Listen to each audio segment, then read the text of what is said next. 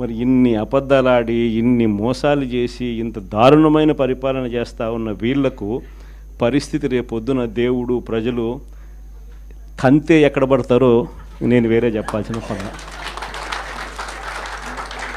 ఈ జగన్ 2లో మాత్రం ఖచ్చితంగా ఎవరైతే పార్టీ కోసం చేసినారో ఈసారి ప్రతి ఒక్కరిని కూడా మర్చిపోకూడదు, డేటాబేస్ క్రియేట్ చేయండి అని చెప్తాను. ఈ డేటాబేస్ ఆధారంగానే రేపొద్దున ప్రతి ఒక్కరికి కూడా గుర్తింపు అనేది ఉంటుందనేది ఈ సందర్భంగా ఖచ్చితంగా తెలియజేస్తాను.